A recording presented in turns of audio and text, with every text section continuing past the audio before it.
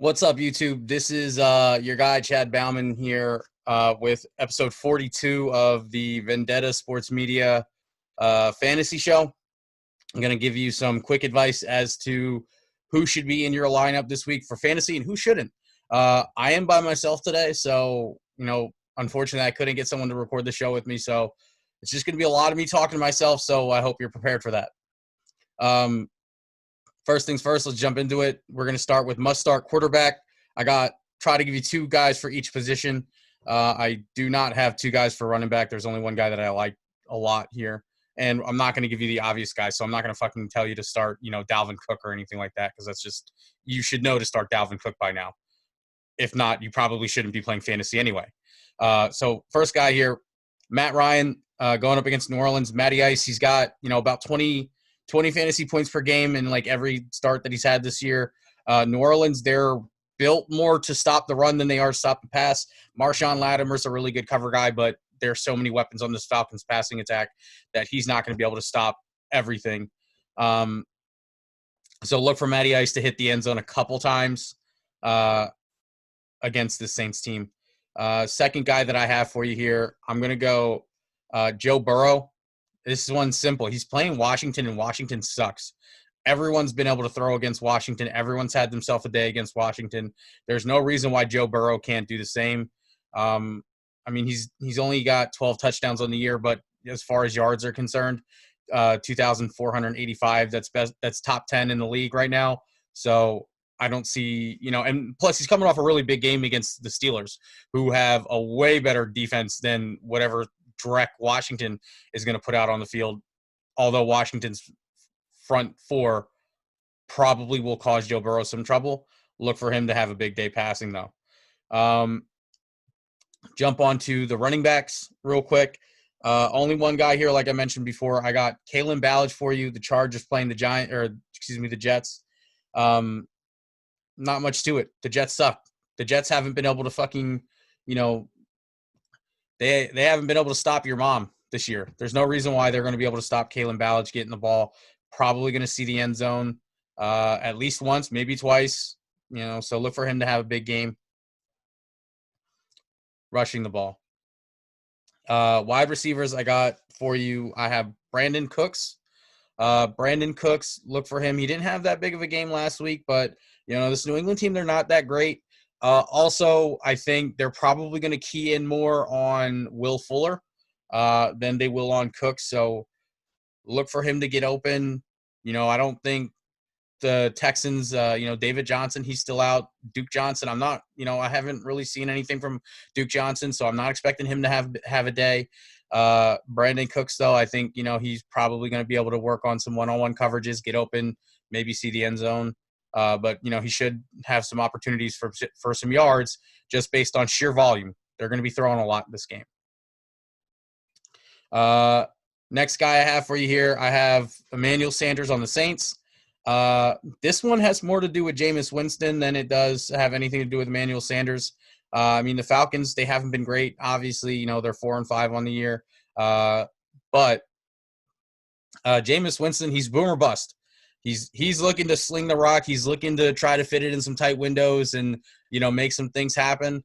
If Emmanuel Sanders, he can get loose against this Falcons secondary, and, he's probably the, only real deep threat they have. Michael Thomas, he's probably going to work more intermediate routes. So, I think Sanders is probably going to have, a couple long catches this week. And we're rolling right along into the tight ends. I got Hunter Henry is the first must start here. Again, he's playing the Jets. The Jets fucking suck. They're not going to be able to stop him from getting, whatever he wants on the field. So Hunter Henry, definitely have him in your lineup against a terrible Jets team. Next, we have Austin Hooper. And, as much as it pains me to say this, the Eagles fucking suck. I talked about this on the lead word. They're making me fucking hate football. And the reason for that is because, one of many reasons for that is because their defense has been terrible. They're able to stop the run when the running back runs the ball, but outside of that, that's the only thing they have going for them. It seems like Jim Schwartz doesn't know how to use any of his pieces.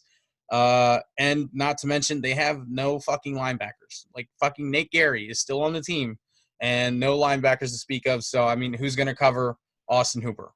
Maybe Rodney McLeod, but he's not going to be able to cover him all the time. Now we have it. We have the 40-40 Club. You know, for those of you who haven't been watching the last couple episodes of this show, 40-40 Club, these are guys that are never going to see the field. Well, these are guys that should never see the field, so they should never see your lineup. Kirk Cousins, first 40-40 Club guy here. The reason for that is, yeah, I know Dallas, they're giving up yards in every facet of the game, passing and rushing everywhere they can. But you don't need the pass against this Dallas team. You're going to run the ball. Dalvin Cook's the best running back in the league right now.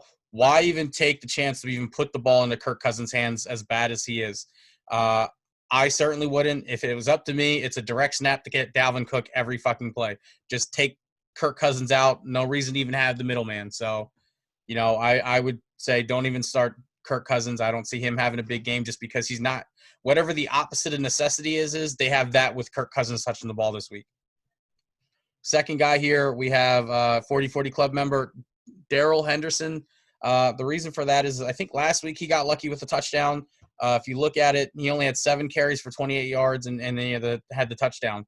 I think Cam Akers is going to be the one that's getting the bulk of the carries, and then Malcolm Brown he scored 2 touchdowns on 8 carries with 2 catches last week. So I don't see Darrell Henderson doing much. I don't think there's going to be any reason for him to really touch the ball. So if you have him and maybe have the other guys in your lineup, I would go the other way and leave Darrell Henderson on your bench.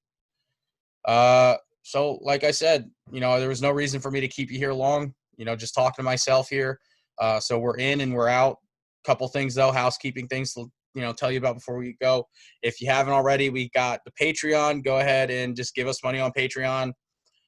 You know, there's all kinds of tiers and stuff. I don't know what they are, but, you know, if you see something you like, go ahead, do the tier, and then, you know, you'll get your stuff and we'll get our money. So, I mean, again, it's in the works. You know, if you want to fight me, we could probably do something with that. Most likely you'd have to be in this area unless you will. If you want to hit me so bad you're willing to take a flight out here and pay us $75, then go ahead, by all means. If we get that up on Patreon, I'm down with it. Other than that, follow us on on YouTube. You're watching this. Like the video, subscribe to the channel, love the channel. You know, we got all kinds of stuff going on. Last night we had our NBA draft coverage. It was live, but it's still up now. If you wanted to watch it, see how the teams did in the NBA draft, you know, that's out there. Also, you can follow the site on Twitter, Vendetta_media. Check that out. You know, it's where you're going to get all your updates, everything that we got going on, all the articles, all the shows. They all get posted there at some point. And you can follow me on Twitter at Lilfooted, LILFOOTD. For, you know, if you think I'm witty and, you know, charismatic and shit like that, I don't care. Like I said, short show. Thanks for watching, and I'll see you next week.